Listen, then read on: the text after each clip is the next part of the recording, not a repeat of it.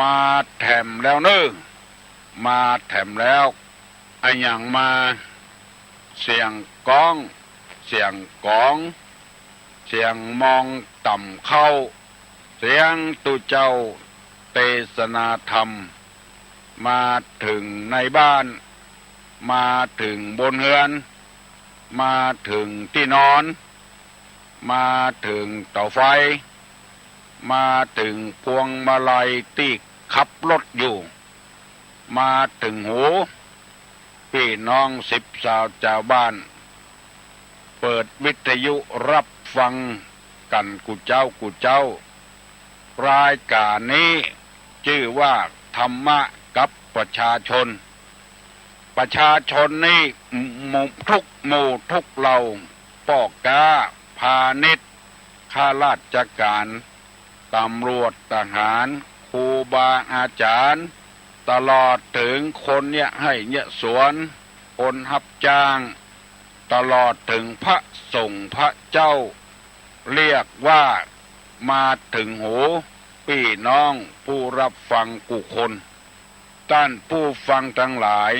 จะได้รับฟังรายการนี้กุคนที่เปิดวิทยุรับฟังขอขอบคุณกับพระสงฆ์พระเจ้าหลายวัดที่เปิดเสียงตามสายขยายธรรมะเป็นการทำบุญอย่างหนึ่งในบุญกิริยาวัตถุ10ธรรมเทศนาใหม่บุญสำเร็จด้วยการเทศนาธรรมเพราะว่าบางวัดบ่สามารถเทศได้ก็เปิดวิทยุเอาเพื่อคนชาวพุทธทั้งหลายได้ฟังนำไปประพฤติปฏิบัติบางที่บางแห่งได้มาบอกให้ตุลุงว่าพ่อคนแม่คนจำเป็นได้ซื้อวิทยุแจกให้คนเครื่องเอาธรรมเทศนาใหม่ตานทำให้แก่พ่อแก่แม่เพราะว่าวิทยุกับไฟฟ้านี่ติ้วไปที่ไหนบ่ได้ต้องอยู่กับที่วิทยุติดติ้วได้มันไปได้หลายที่กำลังเนี่ยการอยู่เจ็บต้องใครห้องน้ำก็ติ้วไปได้มีหลายคนมาเล่าให้ตุลุงฟังตุลุงม่วนใจสบายใจเหมือนกับคนนั้นมาบอกข่าวมาสืบชะตาให้ตุลุงได้ยาวไปแถมมีกำลังใจที่จะนำเอาพระธรรมคำสอนในทางพระพุทธศาสนาแบ่งสรรปันส่วนให้พี่น้องทั้งหลายได้ฟังเพื่อชุมชนจะได้เข้มแข็งขึ้นฮักกันแปลงกันระหว่างผู้ใหญ่บ้านกำนันกับชาวบ้านจะได้ฮักกันแปลงกัน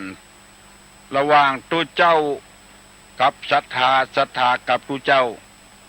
จะได้ฮักกันแปลงกันมีเจตนาดีต่อกันบ่มุ่งร้ายป้ายสีใส่กันสร้างสรรค์บ่ใจประลิดรอนระหว่างผัวเมียกับผัวลูกกับพ่อกับแม่พ่อเมียแม่พ่อผัวแม่ผัวจะได้อยู่ร่วมกันชุมชนจะได้เข้มแข็งขึ้นบ่แตกบ่แยกเมื่อเป็นนักเรียนได้ไปอ่านหนังสือได้บัณฑิตบนแต่งไว้ว่านักเรียนโรงเรียนนั้นพิษหัวกันตีกันบ่อยๆครูเปิ้นก็ห้องนักเรียนหมู่นั้นมาแล้วไปหาไม้ขี้เติงเนี่ยมาคนอันแล้วจำให้นักเรียนหักไม้ขี้เติงที่มีอันเดียวหักกำเดียวก็ปุดไปเหี่ยขาดไปเหี่ยที่มีอันเดียว2 อันก็ยังหักอยู่3 อันก็ยังหักอยู่เพิ่มเข้าเตืออันเป็น4 5 6เข้าเป็น10หักบ่ขาดบ่ปุดเอามีดมากกถึงจะปุดเพิ่นสอนให้นักเรียนว่าอันเนี้ย นักเรียนจงพอไม้อันเดียวมันหัก2 อันก็หัก3 อันก็หักถ้า4 5 6 อันมันบ่หักแล้วเหมือนกับคนเฮาอยู่2 คนผัวเมียเถียงกันตึงวันมันหักง่ายละกันง่ายถ้าเกิดมีลูกมีเต้าขึ้นแถมเหมือนเข้าต่างคนต่างอยู่ซ้ำหักง่ายฮิก็บ่มากาก็บ่ขึ้นเพราะต่างคนต่างจ่ายบ่ได้มารวมกันเป็นก้อมเป็นเกี่ยวถ้ามารวมกันเป็นก้อมเป็นเกี่ยวนี่มันหักมาได้หักยากคนเฮาก็อย่างเดียวกันอยู่ร่วมกันให้มีชุมชนเข้มแข็งแก่บ้านกับเจ้าบ้านกำนันกับเจ้าบ้านให้ถูกกันเจ้าบ้านก็ให้เคารพแก่บ้านกำนันก็กับแก่บ้านก็ให้เคารพนับถือกันมันเป็นกลมเป็นเกี่ยวกันมีบ้านหนึ่งตึงบ้านตึงตำบลประเดี๋ยวนี้ตุลงไปหันแล้วกลมเกี่ยวกันดีบ่ฮักบ่เฮียงง่ายตั้งคนตั้งช่วยกันยังบ่ได้บอกเตื้อจะบอกทีหลังได้นำเอาคำว่าของบดีมาเล่าให้พี่น้องทั้งหลายฟังอันใดที่มันทำลายประโยชน์ส่วนตัวเองทำลายประโยชน์ส่วนรวมอันนั้นเป็นของบดีอันของบดีนี้คนเฒ่าคนแก่เปิ้นฮ้องว่าคึดมีอันหยังพ่องตุลุงนำเสนอไปแล้วมีคนมาจดเอาไว้เป็นคำสอนของคนโบราณ1ตึดกระแส2แพหูตวาน3ลวานผนม4ถมสมุทร5ขุดธรณี6คุยสลมคุยสมณะคุยตุเจ้าได้นำไปเสนอแล้ว5 ข้อแล้วยังข้อสุดท้ายวันนี้จะเป็นข้อสุดท้ายแล้วเรื่องของบดีของมูนี้ไผ่อย่าไปแตะต้องเน้อตึดกระแสคือตึดคุณงามความดีของเปิ้นจะได้ปล่อยเปิ้นได้เหียแผ่ตวานแผ่อำนาจแผ่วาสนามันกว้างขวางขึ้นของเปิ้นของตัวบ่ฮู้ลานผนมเอามาผสมประสานกันเมียเปิ้นฮู้ลูกเปิ้นบ่ฮู้ผัวเปิ้นบ่ฮู้เอามาเป็นผัวตัวเอาเปิ้นมาเมียตัวถมสมุทรลานผนมแล้วก็ถมสมุทรทับถมคุณงามความดีของครูบาอาจารย์ของพ่อของแม่ได้อยู่ได้กินมีอาชีพแล้วได้จากเปิ้นว่าบ่ได้ว่าเป็นของตัวเองหมู่เนี้ยของบดีถมสมุทรขุดธรณีคือขุดค้นเอาทรัพย์สมบัติของพ่อของแม่ไปใจไปจ่ายไปกินไปขึ้นไปขายขุดค้นเอาคุณงามความดีของตัวหมู่นี้ฮ้องว่าขุดธรณีวันนี้จะนำเอาคำว่าคุยสลมนี่เป็นนักบวชไปปั้มเปงปารมีเนกเรียกว่าเนกขมมะปารมีตั้งแต่แม่ชีขูดหัวขูดกิ้วไปบวชเป็นแม่ชีถือศีล8หรือคนเฒ่าบ่ขูดหัวนุ่งขาวห่มขาวไปนอนวัดก็ดีไปปฏิบัติธรรมอยู่ในวัดก็ดีหมู่นี้เป็นสลมหมดและเป็นนักบวชหมดเป็นสมณะตัวเป็นนักบวชถือศีล8ขึ้นไปเป็นสามเณรศีล10เป็นนางสิกขมนาเป็นสามเณรีเป็นตุเจ้า227เป็นแม่ชีศีล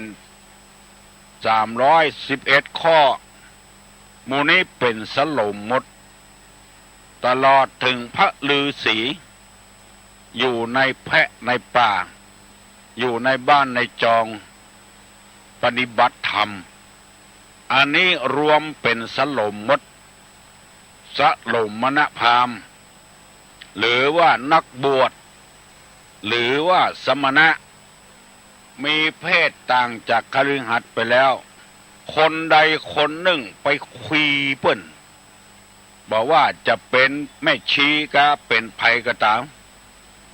คนนั้นเนี่ยบัดดีตกฮึดมันเขียมตึกที่เขียมมันแล้วหาคนไปบวชไปปฏิบัติเนกขมะนี่ยากอยู่แล้วก่อนยังลู่ไปคุยเปิ้นอยู่คำว่าคุยนี่ก็คือไปจุไปจิไปอย่างเปิ้นอะไปเล่าขวัญเปิ้นอยู่มันเขียมแล้วกะมันบ่มีไผเล่าบ่มีไผไปเบียดเบียนแล้วกะขนาดเปิ้นไปบวชอยู่ในยังวัดอยู่ยังว่าจูจีเปิ้นขอคือเมตตากับลูกกับหลานเนอะมันบัดดีมันบัดใจเรื่องของเฮามันเป็นเรื่องส่วนตัวของมันเฮาโง่อยู่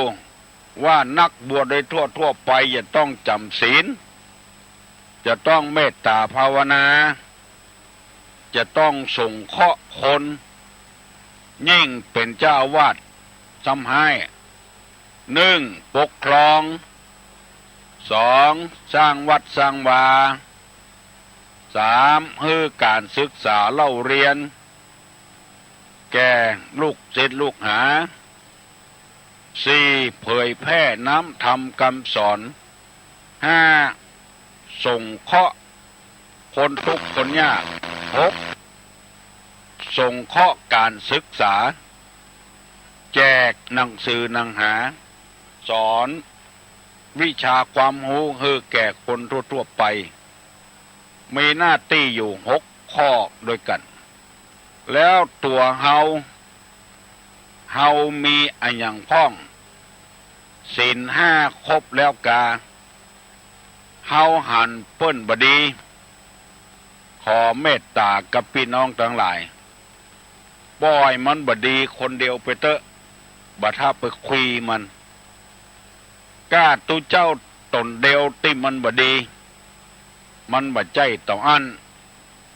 มันมีพ่อแถมแม่แถมน้องมันแถมพี่มันแถมน้องพ่อน้องแม่อ้ายพ่ออ้ายแม่มันแถมถ้าเอาไปคุยมันหมู่นั้นเขาจะตื่นหมู่ที่เป็นพี่เป็นน้อง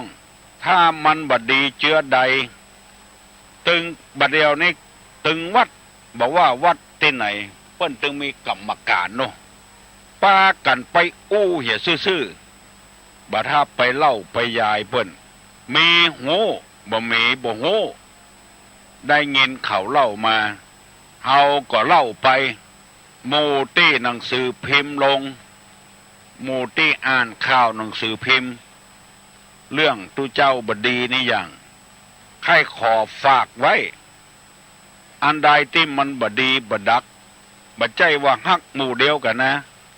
มีลายหนึ่งโทรศัพท์มาหาตุลุงก็ว่ามันตกขืดเนอตุเจ้าบดีนี่เอาเข้ามาว่าเฮ้ตุลุงถามว่าเป็นหมู่เดียวกันอีแถมเหมาะเฮาบอกว่าถ้าเฮาบ่พอใจเฮาไปตานวัดไหนก็ได้เพราะเฮาบ่ชอบเข้าเฮาดีเอาไปปลูกนาที่บ่ดีมันจะเป็นเข้าดีก็บ่ได้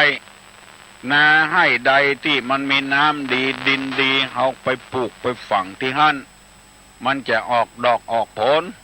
เหมือนการทำบุญนะเฮาบ่พอใจก็บ่ท่าไปหั่นนะในวัดหั่นบ่ใจมีตนเดียวมีหลายตนอยู่บ่ชอบตนใดก็บ่ต้องเอาขันเข้าไปตานตนนั้นเอาไปตานตนอื่นหรือว่าวัดหั่นยังมีตนเดียวที่เฮาบ่พอใจก็บ่ท่าไปคุยมันไผก็จ้างเถอะมันมีหลายลายแล้วไปคุยเปิ้นว่ามันบ่ดีบัดนี้มันยังบวชเป็นตุเจ้าบัดเป็นเรื่องผิดศีลผิดธรรมมันเป็นเรื่องบดีบาปจะค้อนมันคนเดียวสโลมนี่นะจะเป็นแม่ชีก็ได้ตุเจ้าก็ได้เน้นก็ได้ถ้าว่าเป็นสโลมแล้วสโลมมณพราหมณ์ สรมณภาพพอฮื้อหลีกเลี่ยงเหียพอฮื้อไปเล่าไปยายคนอื่นไปคุยคนอื่นหรือว่าบัดถ้าคุยไผอะอยู่ไปตามไม้น้ำตำไปตามตัวน้ำเพียงใดดอกบัวเพียงอันมันย่อมเป็นไปอย่างที่ตู้ลุงเคยเล่าให้ฟังมีเศรษฐีคนหนึ่งอยู่ใกล้วัดวัดนั้นมีตึงตู้เจ้ามีตึงพระตึงเนนมีตึงแม่ชีตัวเศรษฐีคนนั้นมีลูกคนหนึ่งในสมัยเมินแล้วเอาลูกไปฝากกับพระเจ้าลูกประจายแล้วได้บวชเป็นสามเณรเศรษฐีคนอยู่ใกล้วัดก็มีอคติต่อแม่ชีนั้นอ่านเมื่อใดก็จังว่าแอบแฝงอยู่กับพระเจ้าไปบิณฑบาตกับพระเจ้ากินกับพระเจ้าอยู่มันเนี่ยไปจังเปิ้นทั้งที่แม่ชีก็ไปเนี่ยอย่างเปิ้นสักอย่างเปิ้นก็จังอยู่วันหนึ่งเกิดความแค้นขึ้นมาคุยเปิ้นจะทำลายชีวิตเปิ้นแปลงห่อนึ่งใส่ยาพิษเพื่อเอาใส่บาตรให้แม่ชีคือแม่ชีกินห่อนึ่งกินไก่ที่ใส่ยาพิษแล้วจะได้ตายคือพ้นหูพ้นตาไปเหียวันหนึ่งแม่ชีไปบิณฑบาตกายหน้าบ้านเศรษฐีเศรษฐีก็โอ้นิมนต์แม่ชีมานิกรรมใส่บาตรแม่ชีก็สงสัยกูเตื้อนี่บ่พอหน้าพอตาวันนี้มาใส่บาตรเศรษฐีเอาเข้าเอาห่อนึ่งใส่บาตรห่อนึ่งห่อบะเละบะเล่นก็สงสัยแล้วต้องเป็นอย่างสักอย่างพอใส่บาตรแม่ชีก็ปั่นปอนไข้เฮือเปิ้นตายตัวตายไข้เฮือเปิ้นชิบหายตัวชิบหายเนออายุวันโนสุขังพลังแม่ชีก็บิณฑบาตได้ห่อนึ่งนั้นมาจะเอามากินห่อนึ่งห่อใบห่อบอดกูกินก็บ่เสี่ยง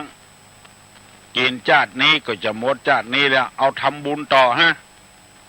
เอาไปถวายให้ตุเจ้าอาวาส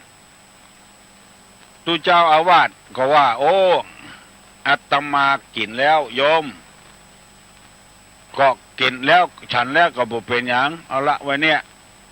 ตุเจ้าก็เสียดายห่อหนึ่งห้องเน้นโอ้เนนเอ้ยลูกเนนลูกเนนตนใดบ่ได้กินข้าวเอาห่อหนึ่งนี่ไปกินไปฉันเนนของลูกเศรษฐีมันนอนตื่นขวายมันได้ย่ามพ่อแม่มันสอนให้ตื่นขวายบัดใจลูกใจเต้าเป็นลูกเศรษฐีคนรวยปากก็ว่ามีเนนตนเดียวบ่ได้ฉันเจ้าโดยเปิ้นเนนตนนั้นก็เอาห่อนึ่งที่แม่ชีได้มาถวายตุเจ้าหลวงตุเจ้าหลวงก็เอาฮื้อเนนกินได้2 กำ 3 กำตาลายพึ่งน้ำลายปุออกตากหงายลงเนนทั้งหลายหันก็ไปบอกให้ตุเจ้าหลวงตุเจ้าหลวงก็หันเป็นเนนลูกเศรษฐีตายตักเงือกตักหงายฟังไปบอกให้เศรษฐีว่าเนนเป็นลมเศรษฐีก็มาพอหันห่อนึ่งตัวเก่าตี้เอาตาลแม่ชีก็เลยเสียอกเสียใจพบลิ้นดิ้นตายไปตัวเนนตายถึงพ่อตายถึงลูกนิทานเรื่องนี้นำมาเสนอให้พี่น้องทั้งหลายปอกออกก็ดีแม่ออกก็ดีตี้แกนตาบ่ชอบตุเจ้าก็จ้างมันเตอะขอเมตตาจะไปคุยเพิ่นคนอื่นไหวอยู่เฮาบ่ไหวเฮาก็เว้นเหียย่างบัตตาเสือนะมันเหม็นอยู่หั่นแล้วรสมันก็บ่จ้างลำหวานก็บ่หวานตุลุงกินก็แล้วเผ็ดตัวบางคนเอามากินสองหน้าสองตาว่าเป็นยาแก้ไฟท้องแหงได้บดเสือตาเสือแก่นล่นไปคดเอาเข้ามากับกินกับเข้าเอาเกลือมากับอย่าเหมือนกับเอากินแกงกินไส้อั่วอร่อยโอ้อย่างใดบัตาเสือก็ยังไปกินอยู่กินกับข้าวโดยแถมเขาจะว่ามันง่าวก็บ่ใจมันชอบกินของมัน ก็ปล่อยเพิ่นกินไปเตอะบ่ถ้าไปตัดลาบตัดยศของมันบ่ถ้าไปคุยมันบาปถึงจะสนองคนเดียวมันบ่ถ้ากลัวเชื่อเตอะพระพุทธศาสนานี้นะเพิ่นว่าเหมือนน้ำทะเลสัตว์ที่มีชีวิตเต่าอันจะอยู่ในน้ำทะเลนี้ได้ของที่บ่มีชีวิตของตายมันอยู่บ่ได้เกยตื้นหมดปลาตัวใหญ่ตัวหลวงน้ำทะเลก็ยู่มาอยู่หิมทะเลหมดขี้เหยื่อขี้ฝอยอย่างก็จ้างเถอะมันตึงไปอยู่ในทะเลของบ่มีชีวิตพระสงฆ์พระเจ้าที่มีศีลมีธรรมเท่านั้นที่จะอยู่ในพุทธศาสนานี้ได้ที่หลอกลวงชาวบ้านกินกาตี้พวกออกไม่ออกคนใดคนหนึ่งบ่เปิงใจนะมันถึงอยู่บ่ได้มันถึงจะเป็นบาปเป็นกรรมคนเดียวมันแต่ขอเมตตาท่านผู้ฟังทั้งหลายอย่าไปคุยมันปล่อยมันอยู่ของมันคนเดียวมันปล่อยมันสร้างบาปสร้างกรรมคนเดียวมันสักวันหนึ่งมันจะเกยตื้นคนเดียวมันอย่างที่หนังสือพิมพ์ลงกาวิทยุลงกาทีวีลงกาโพลที่บดีนะสักวันมันจะหันกับมันแต่ว่าเฮาเนี่ยเว้นเนี่ยอย่างเฮาบ่กินตับบัตตาเสือนะเฮากินบ่ได้ก็เว้นเนี่ยให้คนอื่นกินเนี่ยเฮาจึงว่าลงคนใดกินบัตตาเสือได้นี่โอ้นักแก่พวกเนอะเนาะว่าอย่างก็บ่จ้างว่าละถ้าอู้2 กับ 2นี่ก็อู้ได้อู้หลายคนนี่มันอู้บ่ได้กินบัตตาเสือได้ก็นักแก่พ้องเนี่ยแนะนำให้มันถูกต้องนะก็ออกไม่ออกทั้งหลายตุลุงแนะนำไปหลายคนแล้วบัดเดี๋ยวนี้ดีขึ้นมาเขาจ้างมาเล่าขวัญตุเจ้ามาให้ตุลุงฟังเฮาบอกคือฟังแล้วก็ว่าเฮาเป็นใจหมู่เดียวกันก้ามันบัดใจนะบัดใจหมู่เดียวกันนะของเข้าใจเถอะถึงจะเป็นตุเจ้าเหมือนกันก็จ้างเถอะบัดใจหมู่เดียวกันเป็นใจเอาไว้ก้าเอะเฮาว่าปล่อยมันอยู่หันเตอะเฮาบ่นับถือกับมานับถือเพิ่นว่ากินพริกนักจังเป็นมองโหกจังเป็นโรคในกระเพาะลำไส้นักเฮาก็เว้นเหียอย่าไปกินมันกินน้อยๆจะไปกินเผ็ดนักเกลือมันเค็มก็ปล่อยมันเค็มมันเตอะปล่อยมันเค็มมันเตอะเฮาบ่ถ้ากินเกลือนักตาจังเป็นเกล็ดเป็นโรคกระเพาะลำไส้ฮัลโหลโอ้มาเจ้าเฮ้ยมาจากลำปางครับลำปางแหละครับผมเอาที่เดี๋ยวขอรีวิวเนี่ยที่บุลุงครับไปตัวนั่นผมก็ตกลงกับลูกแล้วครับปีกจมยาโถนะลูกบ่าวก็เข้าใจแล้วผมก็ไปคัดให้ยังผมก็จะเจอพ่อแม่ไปสักปีนึงก็ผมก็กลับมาบวชอันบอกเพราะว่าน้องผมกำลังเรียนอยู่น้องเป็นเรียนอยู่เมโจเมโจจังใหม่นี่แหละตอนเป็นเรียนอยู่จังใหม่เหมือนกันวันนี้นะเดี๋ยวนี้เป็นอยู่กรุงเทพเป็นคนกรุงเทพคนจะจบแล้วเป็นฟังว่าเป็นจังนั้นพ่อก็ประคัดก็ว่าไปเป็นแล้วถ้าพ่อเรียบร้อยก่อนจะบวชแล้วไปจะซึกนะแก้นะ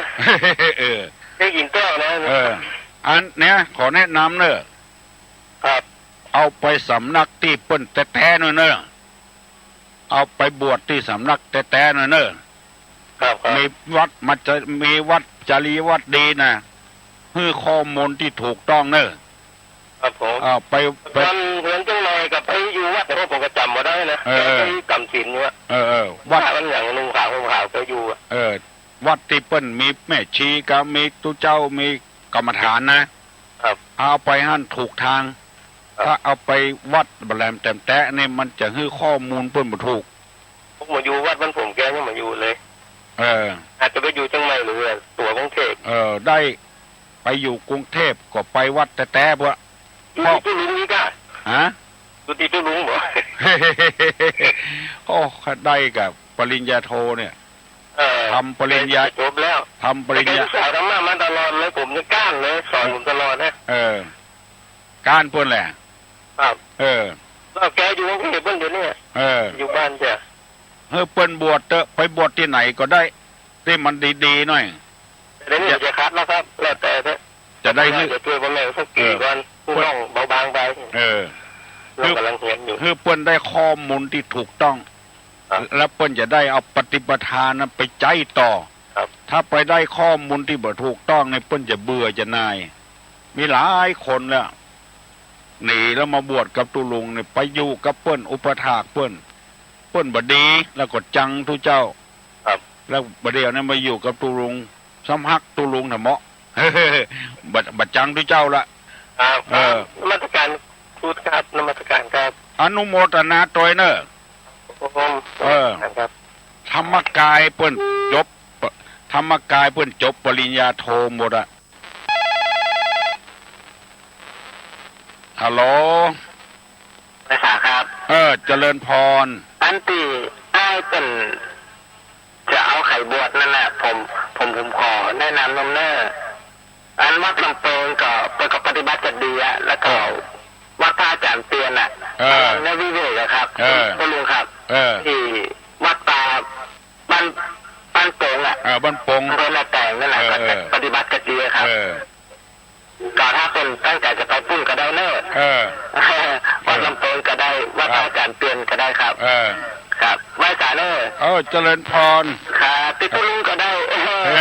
ก็เป็นอันนี้แล้วครับสุดยอดละผมไหว้ศาลนะครับ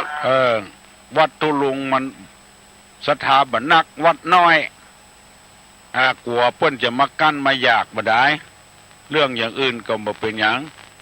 แต่วัดป่าที่อาจารย์เปลี่ยนนั้นรับรองว่าแน่นอนนะไปบวชแล้วก็ต้องได้ปฏิปทาวัดลำเปิงก็แน่นอนเหมือนกันธรรมยุทธมหานิกายบ่สำคัญแล้วเรือล่มในหนองทองไปไหนละบ่สำคัญจะเลือกขอให้เปิ้นเลือกเอาวัดใดวัดหนึ่งก็ได้วัดใดวัดหนึ่งก็ได้ไปพอเหี่ยก่อนพอตี้พอตางเพราะว่ามีหลายคนไปปะใส่สถานที่บดีโอ้กันซื่อๆเนาะสถานที่บดีเปิ้นตุเจ้าลงเจ้าเข้าผีก็มีนะเอารอ5รอ8อย่างมาลงก็มีถ้าไปเจออย่างอันแล้วมันจะยุ่งมันบ่ใช่สายพุทธศาสนาเป็นสายศาสนาพราหมณ์ไอ้เตอะโอ้กันซื่อๆนะกินข้าวให้ตันทำวัดเจ้าก็บ่ทำวัดเจนก็บ่ทำบ่สูตรโง่โกงห้องอย่างเสียอย่างเหี้ยถ้าเอาไปบวชที่อย่างอันมันจะยุ่งถ้าเอาไปที่คอกดีๆค่ายดีๆหน่อยอย่างนักมวยนะมีโปรโมเตอร์ดีหน่อยผู้ที่จะบวชก็ยังแขวนหน่อยแล้วก็ขอฝากโดยแถมว่าไผมีลูกมีเต้าใครบวชก็ขอให้เอาไปบวชที่สถานที่เปิ้นมีวัดปฏิบัติดีมันบ่ใช่เหมือนกันเสี่ยงบวชวัดใดก็ได้มันบ่ใช่อย่างอันที่บ้านตุลุงนี่ก็มีอยู่แม้วัดเนี่ยบ่บวชวัดตุลุงไปบวชวัดที่อื่นเปิ้นมีปฏิปทาดีเยี่ยมยอดลูกของเปิ้นถึงคนเปิ้นจะได้มีกำหูกำลวกความกำฉลาดบ่ซึกเตื้อก็ยังดีอยู่ซึกไปแล้วก็ยังเป็นคู่เป็นคนดีอยู่ตุลุงตึงบอกว่าอย่างพื้ไผอยู่แม้วัดนี้จะไปตานที่อื่นเขาก็ยกมืออนุโมทนาตานตวยเพราะว่าเข้าพันธุ์ดีไปปลูกนาดีก็จะได้เม็ดได้ผลที่ดีฮัลโหลเจริญพรราชการตุลุงที่แม่แต่งมันตรงแม่แต่งที่เบิดธงชัยมาบวชนะกะน่ากะเบิดธงชัยมาบวชเนาะอาจารย์เตี้ยนหลานยังไปอันข้อสมาธิกันหรออันกะเงียบดีตุลุงเงียบดีเนาะมาเจ้าแลอ่ะเจ้าแลนะกะเจ้าแลหลายคนไปบวชตุลุงเจ้าบุญเพิ่นถึงเนาะบุญเพิ่นถึงถึงวันนี้เพิ่นสอนป้อเพิ่นว่าเรื่องธรรมะธรรมโมนี่ป้อบ่สู้บ่ได้หรอกลำปางพุ่นน่ะจะกล้าแน่เนาะจะเป็นมหาเป็นอันด็อกเตอร์ปริญญาโทแล้ว เนี่ยโทรล่ะบวชแล้วเปิ้นบ่ซิกแล้วอ๋อโอ้ได้คนดีเข้าบ้านเข้าเมืองพ่อเปิ้นก็มีบุญเนาะตุ๊มีบุญกะตุลุงว่าเงินทองเนี่ยหาเมื่อใดก็ได้แต่ว่าลูกจะบวชจะเป๊กเนี่ยมันซ่อหายากส่วนมากนี่ไปได้คนบดีเนอะอู้ซื่อๆนะเจ้าบุญมาถึงบวช15 วันได้ถึงกะได้บวช15 วันบุญถึงแล้วจะไปคอมตัวเก่าว่าเพียว่าแค่30 วันโอ้ดีแล้วบุญถึงแล้วบางคนยังพระเจ้าเบนหน้าเปลงใดยังมาหันกำเตื้อเกิดมาเป็นคนตึงเตื้อเจ้านี่แบบใทวงวันนั้นแบบโจกสักกรรมกำลังอธิบายดีๆเพิ่นโทรเข้ามาเนี่ยอะไรอย่างทางดีไปนั้นโลกทั้งโลกไปสวรรค์ก็จังยังอู้ให้ฟังนะกะคนควายกับเผาควายนะทำน้อยๆเจ้าคนหัวเนาะแม่เนาะเผาควายมันมีน้อยเผาคนควายมันมีนักจากอันน่ะเปรียบเทียบละนรกสวรรค์ก็อย่างอันน่ะนอก็รู้บุญรักษาเนอะเจริญพรเจริญพรตึงสนับสนุนแต่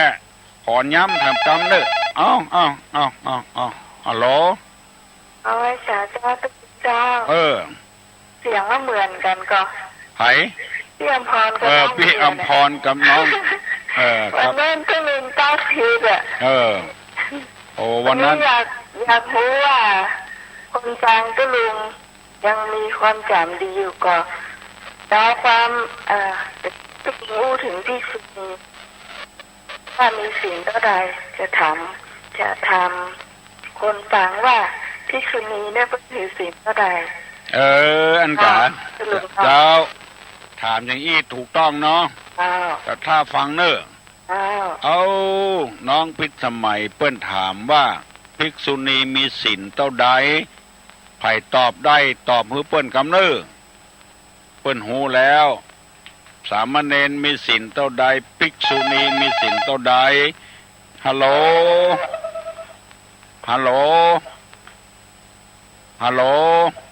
นมัสการเจ้าเจริญพรภิกษุณีกับเจ้าภิกษุณี311เจ้า311 ข้อเจ้า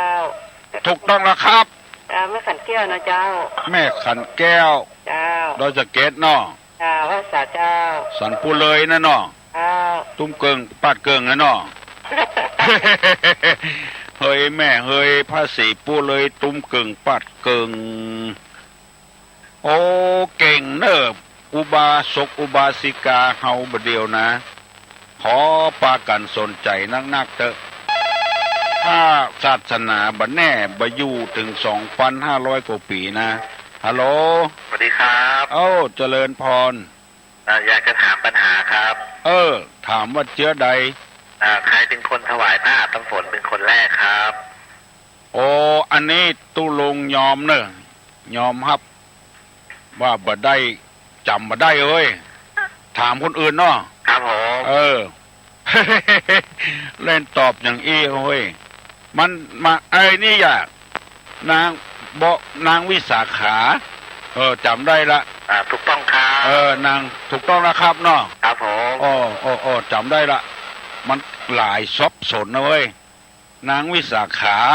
บริวารของนางวิสาขาไปหันตุเจ้าแก้ผ้าอาบน้ำมันอุจจาระบาดตาอย่างงูนะแล้วก็เปิ้งก็เลยไปบอกนางวิสาขาก็ขอให้อนุญาตพระพุทธเจ้าว่าให้มีผ้าแถมผืนเตอะ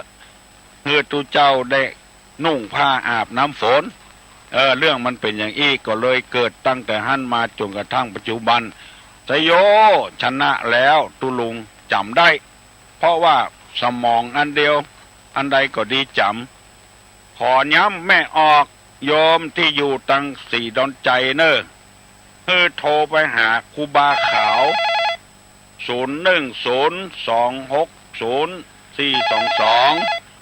ครูบาขาววัดขอนตาลฮัลโหลภาษาตุลุงครับเจริญพรตุลุงครับใครถามตุลุงอย่างว่ากำตะกอนกำบักเก่าเนี่ยเนาะเ ปิ้นว่าจะได้ตอนนี้สายทำใบลานนี่นะครับเป็นห้องว่าสายสยองนี่มันถึงได้เปิ้นถึงห้องว่าสายสยองโอ้สายที่เอาสุกสะดือทำน่ะครับผมมันเป็นกรรมบักเก่าเฮ้ยถ้าอย่าเป็นกรรมของเงี้ยวนะกรรมว่าสายสยองนี่นะสายที่เอาสุกหูดือทำนั่นนะครับเป็นกรรมมาจากไทยใหญ่จะสยองนั่นนะผมก็เป็นเน้นเนาะปัจจุบันสายสยองจักสายสยองนี่นะสายสยองผมว่าสายสยองมันหมายถึงอย่างโอ้แต่ก่อนเปิ้นเนี่ยแต่เนอะตัดเอาผมมาปั้นใส่เนาะตัดเอาเส้นผมมาฟันใส่เนาะฟันใส่กับฝ้ายนะครับเอามาเป็นสายสยองอันนี้ตกลงมันเป็นกรรมเก่าผมมันจะหายไปเนาะกรรมมันเก่ามันจะหายไปแต่กรรมสายสยองสายสยอง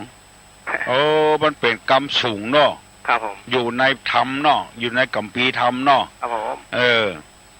ยินดีเนอะถามมานะตุลุงก็บ่ลืมแล้วกว่ากรรมเก่าหลายๆที่ตุลุงจังหูผมก็ได้ยินตุลุงว่าบักคากนั้นใครตุลุงเอามาฟื้นพ่องนะคนเฮาจะลืมไปแล้ววันนั้นมีแม่ออกมาถามว่าข้าเจ้ามึงแม่ไอ้โลแล้วผมก็ยังได้ยินตุลุงไหวหรอเขาก็งงจัดเหมือนนะมึงนี่แปลว่าพ่อกอยเนาะครับสูตึงบอกมึงบอกพ่อกูเนี่ยแม่จังว่านะมึงเนี่ยเอาคืนมาเนอะกำนี้นะจ้อยกันอู้นักก็เก่าวันละกรรมไม่นะตุลุงเนาะกรรมบักเก่าวันละกรรมครับเอาอาจารย์บุญคิดเป็นแต่งไว้เนอะบุญคิดเป็นศาสตร์กันครับไปถามมาเพื่อนเด้อเขากรรมมีขายกันตุลุงฮะในซื้อแล้วมาเก่ามีอยู่ก้ามีที่อาจารย์บุญคิดนั่นน่ะผมว่านี่นะตุลุงของผู้นักตุลุงน่าจะอันทำหนังสือสักเล่มเนาะตุลุงแบบเนี้ยอันเขียนก็บ่ถูกเพราะว่าผู้ซื่อๆน่ะจบประถม4แต่ได้ปริญญามาโมลุนปริญญาเขียนก็บ่ถูกหัวมันผิดครับจะได้ผมฟังตุลุงเนอะเจ้าครับภาษาครับผมเจริญพรกับปองออกเป็นอย่างมากวันนั้นตกใจเลยให้เจ้าเป็นคนมึงแม่อีวะฮัลโหลภาษาเจ้าเจริญพรสายสยองนั่นน่ะอันนี้มันเป็นของที่เขาจะเอามาอู้กันเล่นได้เนาะแม่เนาะสายสยองครับการที่คนนั้นพระบางตนบางองค์บางก็ว่าถ้าใครได้ศีลได้ทำได้บุญไปแก้ผ้าในวัดนี่นะอันนั้นมันก็เป็นว่าเป็นไปเตะผ้ากัมปีทำหลากสายสยองเนี่ยสายสยองเนี่ยเป็นสายที่เป็นมงคลอย่างตุลุงว่าเสียงกองเสียงกองเสียงมองทำเข้าเสียงที่จะเอาเตะทำอันนี้เป็นมีสายสยองอยู่ฮั่นสายสยองนี่เพื่อถ้าบาคนใดได้ตามทำมีสายสยองแล้วเป็นว่าสยองขึ้นอยู่บนอากาศสยองขึ้นบนอากาศนะมันสูงเนาะของสูงอย่างที่ลุงว่านะอันนี้เป็นยังมีอยู่ก็ที่ลุงว่ามา2 ครั้งแล้วนะเรื่องมันเนี่ยจำมาใครได้จำมาใครได้เขาอธิบายเป็นไปใน2 ครั้งแล้วนะว่าสายสยองทำเนี่ยปริศนาหรอแล้วนะแม่นเป็นจะง่ายได้ผมก็บอกว่าสายสยองนี่มันกำบัดสยองอยู่ในธรรมบัดสยองขึ้นบนอากาศได้ตัวคำน้ำคำสั่งสอนของพระสัมมาสัมพุทธเจ้าสยองนี่ฌานน่ะเนาะฌานเหาะขึ้นเหาะไม่สารนั่นหรอบินสารขึ้นได้ละครับเหาะขึ้นตะกี้นั่นจะถามมาจากไหนฮะบอกมาได้ถามเปิ้นเฮ้ยเนาะหน้าที่เป็นจากอันบอกว่าที่จริงน่าถามมันพระสงฆ์เจ้านี่จะน่าจะไหว้ศาลแล้วก็จะบอกว่าข้าเจ้าหรือว่าตัวผมตัวข้าเจ้าอยู่ที่ฮั่นเดี๋ยวนี้ชื่อนั่นเดี๋ยวนี้เนาะตอนนี้เขาจะเขาบอกกันอย่างนี้กรรมเพราะว่ามันมีหลายเรื่องหลายราวที่มันจะมาออกอากาศเนี่ยพุทธศาสนามันเป็นสิ่งที่ละเอียดอ่อนตั้งแต่ก็บอกใครว่ามีสัมมาคารวะแต่ใดก็มีเนาะแต่ว่าเขาก็ไม่ได้ถือเขาหรอกเพราะตัวเป็นไม่ออกต่อออกแต่ที่นี้นั่นโมฆะสงฆ์องค์เจ้าเขาเนี่ยจะได้ช่วยกันบอกเนาะคือมีสัมมาคารวะอย่างน้อยหนึ่ง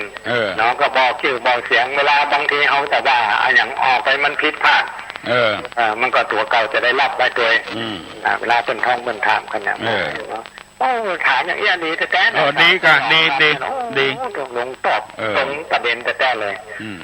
เป็นของสูงนะเจ้าขนองขึ้นบนอากาศบินอันใดเหาะขึ้นเนาะชานขึ้นไปเจ้าบางคนตัดเอาเส้นผมตัวเก่านั่นมีเส้นผมอันนี้ยังมีอยู่ตัวลงมีอยู่นะทำใบลานเนาะของเก่ากันนะมันยังมีเส้นผมคนมันจะอายุมันยืนยาวเป็นจะไปเกิดเป็นมันกันฟ้าคน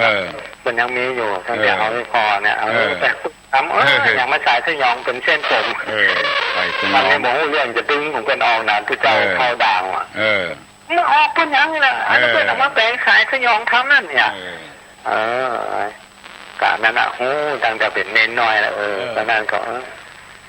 ดีแต่แต่ว่านี่เรื่องประตูประตูนี่ถ้ามัน2ประตูนี่ก็บอกใครดี4ประตูก็บอกดีเก้าก็เท่ามันดีเนาะไม่ได้แกงเป็นงูตวานเป็นอย่างไปหมดว่าตัวลุงตอบแต่ว่านี่ถ้าคนใดยังมาฝืนทำอยู่เนี่ยมันก็ไม่ใจละอันนี้มันเป็นของแบบเก่าของโบราณกว่านี่มันถ้าถามมาได้ก็ดีคนอื่นจะได้หู้ตัวคนไหนหู้คนไหนหยั่งคนไหนคลองใจถามมาแล้วคนอื่นจะได้หู้ตัวแต่ว่าก็ขอโทษขอสมมาแตงตุลุงบางทีเราคนถามนักล่ำตุลุงก็งงไปอย่างตะกี้นั่นน่ะว่าน้ำฝนอะไรจำมาได้จำมาเดียวใดหลักเป็นนางวิสาขาตรงทันทีเลยอันนี้ก็บุญกุศลนะพอตุลุงเนี่ยตอนแรกนึกไม่ได้กูไปนึกได้ทันทีเลยอันนี้น่ะเอาดีแต่คนป่วยมันจึงเอาพ่องคนเป็นพญาตึงเอาพ่องเน้อบัดทานปุ๊บก็ได้ปั๊บเนี่ยบอกแค่ได้ปั๊บบอกแค่ได้ละสักคำเดียวก็ได้ละนี่นะได้ละขนาดนั้นหลายครั้งเราดูว่าอันนี้ตอบไปได้คนอื่นน้อยแต่คำเดียวหนึ่งตัวเก่าตอบได้ละตอบได้มันก็เป็นอันน่ะตุลุงก็มีปัญญาอยู่แต่เราเป็นคนถามหนักล้ำไปสังเกตตอบเนี่ยมันตอนจบจะเอาถามละเนี่ยก็นี่การอนุโมทนาด้วยเขาเนาะเจริญพรเนอคนหนาเนอไปสาธุบุญรักษาก็นานมาเตื่อมมาแท่งแถมดีแล้วฮัลโหลคุณเจ้าเจริญพรคำอีสานเพิ่งก็เหมือนกันนะเจ้าหยองนะเจ้าให้คำว่าหยองนี่เหมือนกันนะเจ้าเป็นคำอีสานด้วยเหรอเจ้าเหรอน้องนั่นก็หมายถ้าขอเขาได้รับคำชมเขาก็เขาก็เลยตัวลอยน่าจะอิ่มกันนะเจ้าเป็นคำเดียวกันใช้เหมือนกันนะเจ้าสายที่มัดทำนะมัดคำพีทำนะเป็นสายสยองเหมือนกันหันบัจเจกตังเชียงใหม่ทอนอกบัจเจกตังเหนือนอกจะทำเชียงใหม่เนี่ยทางเหนือนี่เป็นคำพูดเหมือนกันนักเจ้าเขาว่าคือกันนะเด้ยินดีกับคุณนายเนอะคุณนายสายสนิทเชื้อชัยเปิ้นก็หูเหมือนกันเพราะว่าอีสานก็ว่าคือกันนั่นเด้อีสยองเอาเป็นอันดีอันงามเนอะอะโหลนั่นมาจากการตุลุงแม่วางเนาะตุลุงเล่าอะไรเข้าใจดีแต่แล้วเรื่องอย่างที่ว่าอันนั้นก็แต่ตั้งการสมุดจดครูกุตณีตีโอดนั่นแหละมันเป็นกรรมมาก่อเป็นกรรมมันที่เป็นกรรมที่มันถ้ามันบุดีมันคืดนั่นน่ะมันยังมีอยู่ผมก็แค่สั่งตุลุงว่ากำเดียวก่อนเนอจะจดไว้เอาครับคำเดียวก่อนเนอชอบหาปากกาก่อนเอาครับสัพพะทุกขังทางมาลอมสัพพะทุกขังทางมาลอมสัพพะทุกขังทางมาลอมสั่งสัพพะทุกขังทางมาลอมทุกขังสั่งมาลอมสัพพะมงคลนั่นคืออย่างที่สองอย่างเนี่ยมันจะมีในหนังสือที่ผมส่งมาให้ตุลุงนะอันไหนไม่นั่นกะครับ หนังสือสมมติเป็นหนังสือที่ปกสีเหลืองนะสีเหลืองนะครับมีห้านะครับมันจะมีหน้า15เนอะหน้า15มันจะมีหน้า15มันจะมีให้หมดอ่ะมีห้าหน้าเนาะเก็บไว้ละมันเป็นของมาแล้วขี่กล่าวไว้ในคัมภีร์โลกบุตรแต่จางลานสารสมุดสมุดคุกรณีตีอดจดคูกระดูกมุทุกิลาลายปฏิทาถอนเล่าสปะของเก่ามาลอมปริวัติถาถอนแลกลำนั่นหมดอ่ะทุลุงบอกกันเนาะครับเจริญพรปอกออกไม่แจ่มบุญไม่แจ่มไม่วางเอาหนังสือตุลุงก็ได้ฮับละยินดีตัวเนอะฮัลโหลฮัลโหลฮัลโหลฮัลโหลเจ้าได้ยินแล้วจะขึ้นถามตุลุงว่าเจ้าถามว่าเชื่อใดว่าเจ้าใครขับผมเตียนน้ำบอที่เขาวันอย่างก็ที่เขาดูดมันแล้วมันข้างมันสุดแต่เจ้าถ้าเจ้าดินเขาผมต้องหิมมันได้กับเจ้าผมหิมน้ำบอเจ้าข้างมันน่ะเป็นบ่อเป็นต่อเจ้าใจมันอยู่กะจ้าบ่ได้ใจเจ้าบ่เดียวนี่บ่ใจละจ้าบ่ใจฮะบ่ได้ใจเจ้ามันเป็นบ่อเก่าเจ้าบ่ดูดละฮะจะถมน้ำบ่อก็ถมข้างมันจะถมตั้งข้างมันอันที่มันอยู่ตั้งนอกนะอันที่มันอยู่อ่ะเจ้าได้กะได้เนาะได้กะเจ้าซ่อมแซมมันลูกซ่อมแซมมันเนาะเจ้าได้เนอะเจ้าตีนะเจ้าเราเจริญพรอย่างพ่อหนานจูว่าเป็นดีใครคือบอกว่าอยู่บ้านฮั่นบ้านนี้จะได้ฮู้กันว่าอยู่บ้านไหนพ่องตุลุงใครถามตึกมันโดนหลายกรรมละอยู่บ้านไหนฮะบอกอ่ะแล้วก็เลยใครญาติมาเห็นละ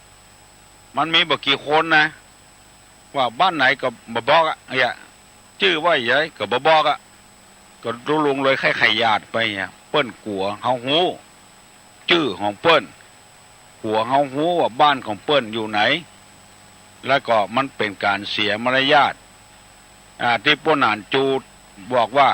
ยังบ่ถามว่าเปิ้นบ้านอยู่บ้านไหนใครถามตึกนะ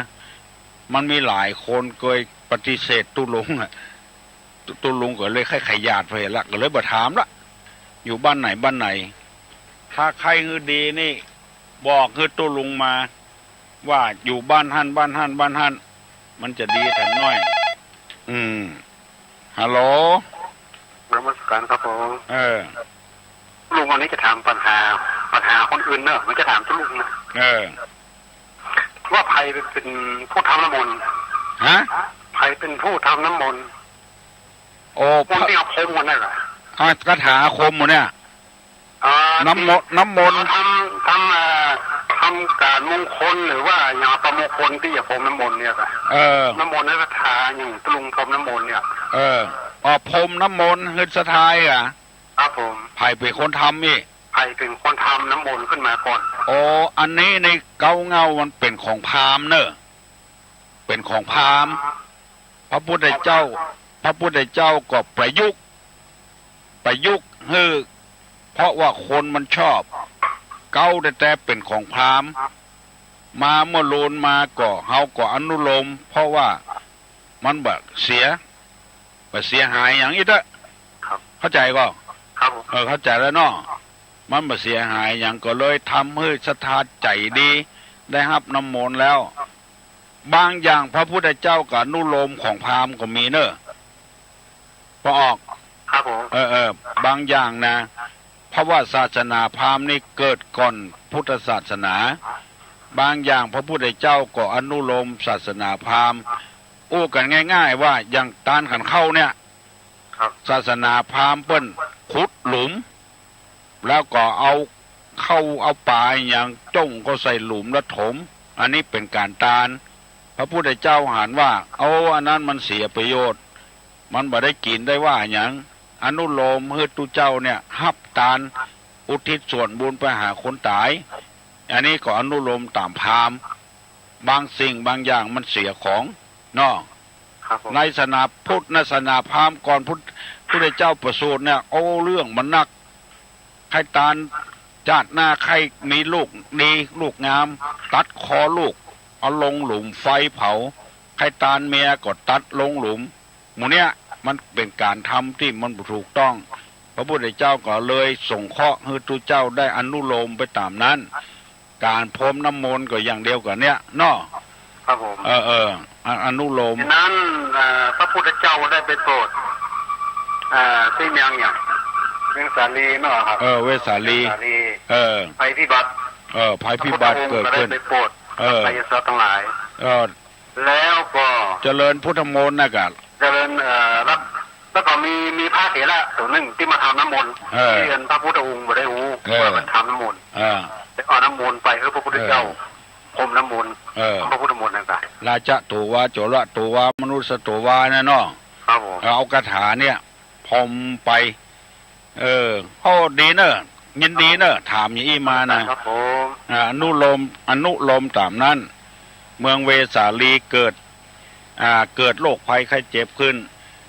ฮัลโหลเจ้าว่าสาเจ้าเป็นถามมานะมันเป็นสมัยแต่ก่อนมันมีพระฤาษีเนาะพระฤาษีพระฤาษีที่ทำน้ำพุทธมนต์เนี่ยแล้วก็ต่อมาก็มาถึงกันแท้นี่ก็นั่นแหละก็พระเตียนแฝงน้ำมนต์ขึ้นในมานน่ะกุลิมานกุลิมานแล้วต่างประเดี๋ยวนี้เขาเอาอนุโลมอย่างทุลุงว่าเขาว่าไปบำรุงขวัญประชาชนคือเป็นมีกำลังใจอยู่เย็นเป็นสุขมันนี่พระพุทธเจ้าก็เลยว่าอันนั้นว่ามันดีละเอามาป้อตรงนี้ฮะมาป้อแล้วก็มันก็ทำแล้วคนมันมีกำลังใจคนดี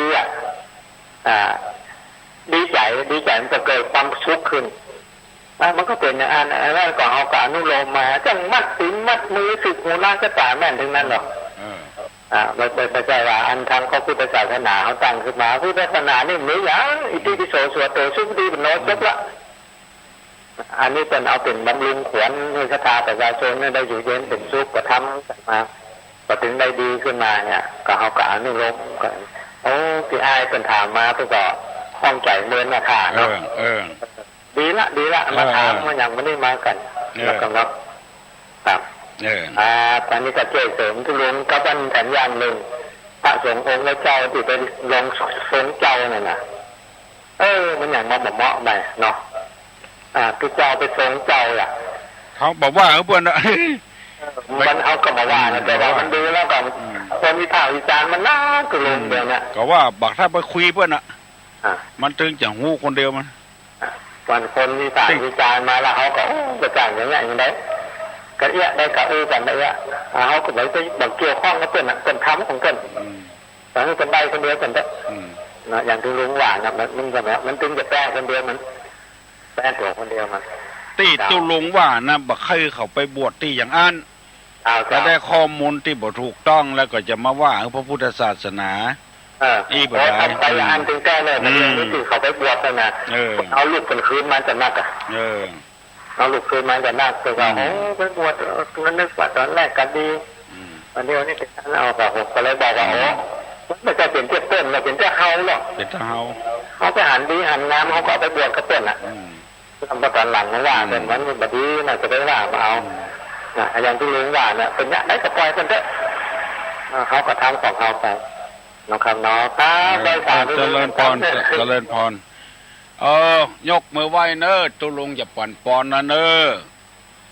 สัพปิติโยวิวัชชันตุสัพพะโรโควินัสตุมาเตภวะดวนตรายโยสุขีที่คายุโกภวะอภิวาธนะสีลิสนิจังวุธาปจายิโน